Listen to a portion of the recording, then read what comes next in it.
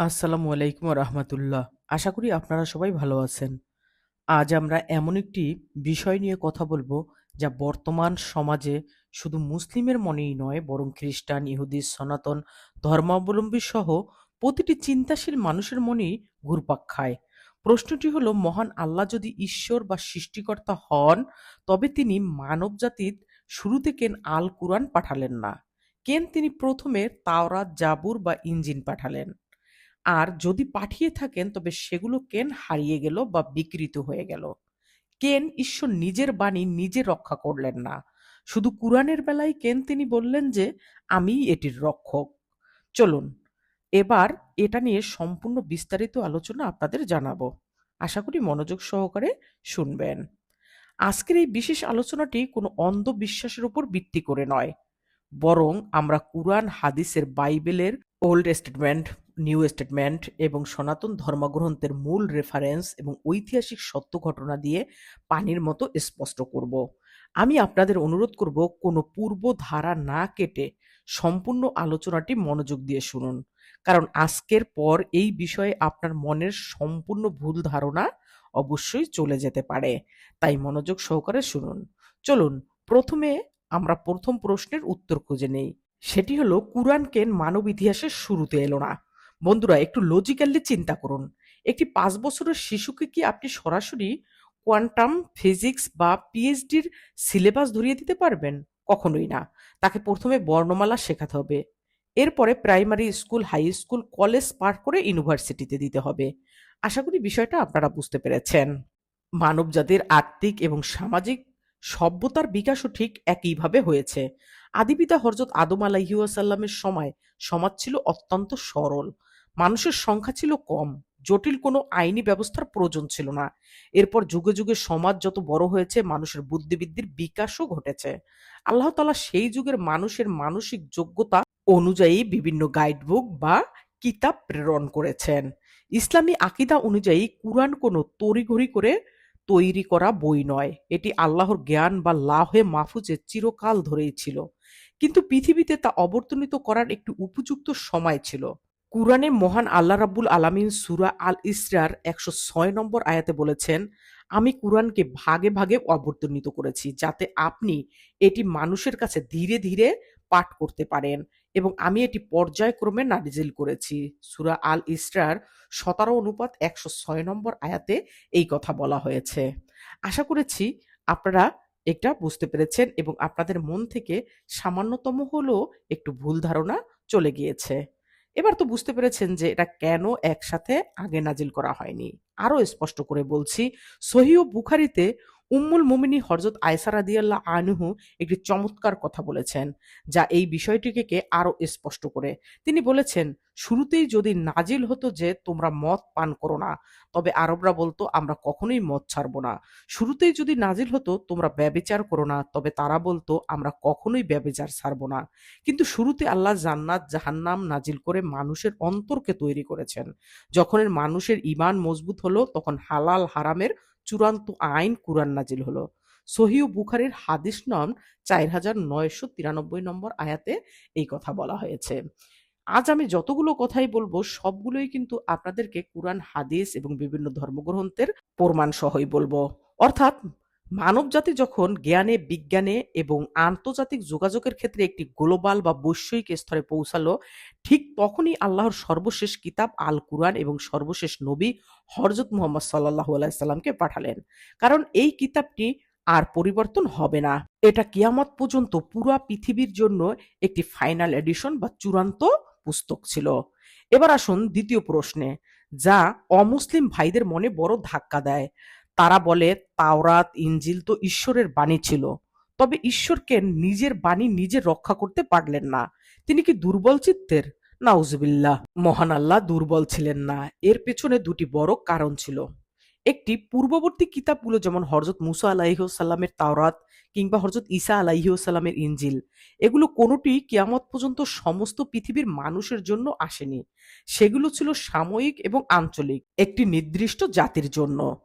কুরআনে মহান রাব্বুল আলামিন সূরা আল আনআমের ৯১ নম্বর আয়াতে তাওরাত সম্পর্কে বলেছেন, বলুন মুসা, যে কিতাব এনেছিলেন যা মানুষের জন্য আলো ও হেদায়েতের ছিল, তাকে নাজিল করেছিল, যা তোমরা ভিন্ন ভিন্ন কাগজে লিখে কিছু প্রকাশ করো আর অনেক কিছু গোপন করো। সূরা আল আনামের 6:91তম আয়াতে এটি বলা হয়েছে।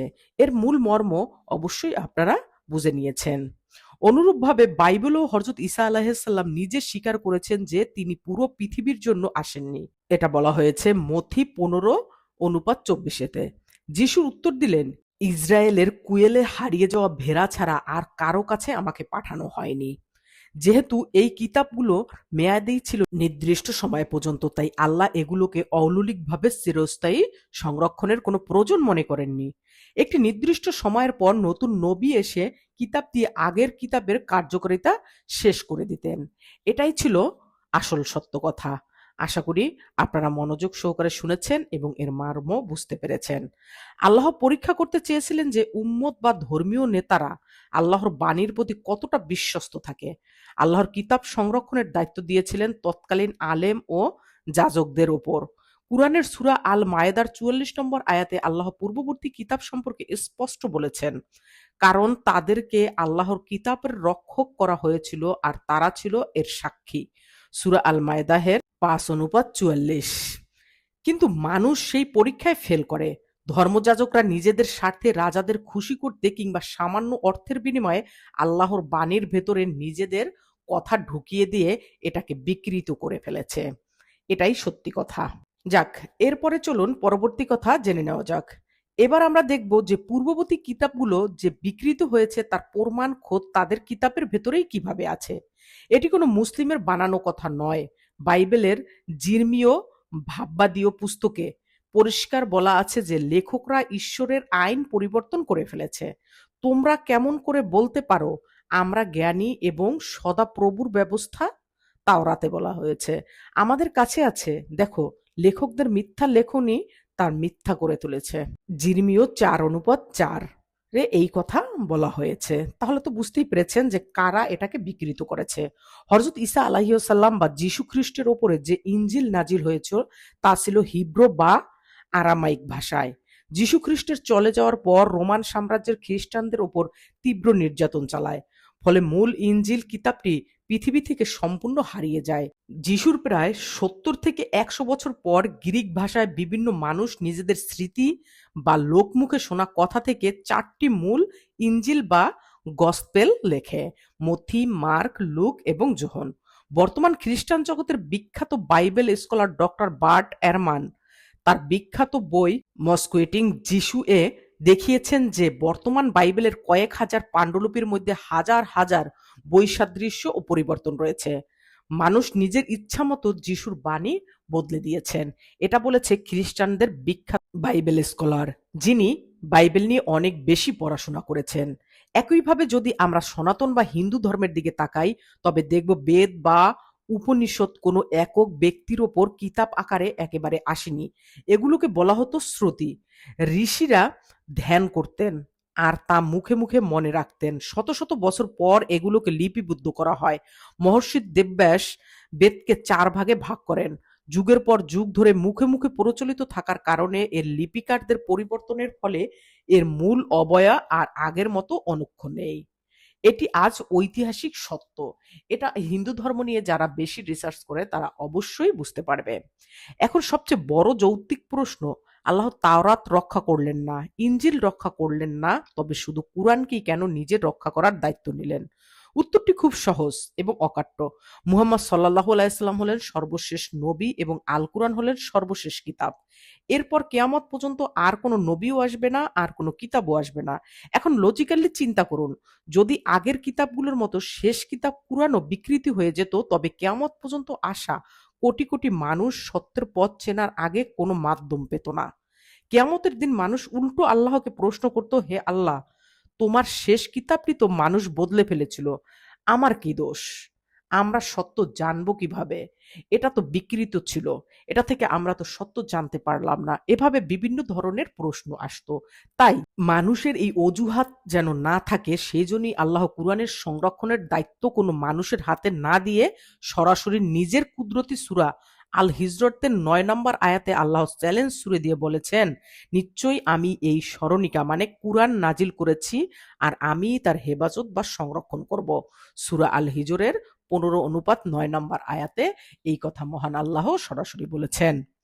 এরপর আজকের ১৪০০ বছর হয়ে গেল, কুরআনের একটি জের, জবর বা পেশও কেউ পরিবর্তন করতে পারেননি। আল্লাহ কুরআন সংরক্ষণের জন্য ২টি অলৌকিক উপায় তৈরি করেছেন। আল্লাহ কুরআনকে মানুষের মেমোরিতে ঢুকিয়ে দিয়েছেন। সূরা আল কামায়ে আল্লাহ ৪ বার বলেছেন, আমি কুরআনকে মুখস্থ করার জন্য সহজ করে দিয়েছি। আজ পৃথিবীতে কোটি কোটি হাফেজ কুরআনে আছে, যাদের মধ্যে ৭ থেকে ৮ বছরের শিশু রয়েছে। এটাই কি আল্লাহ তাআলার অলৌকিক ক্ষমতা নয় যে কুরআন সংরক্ষণ করার?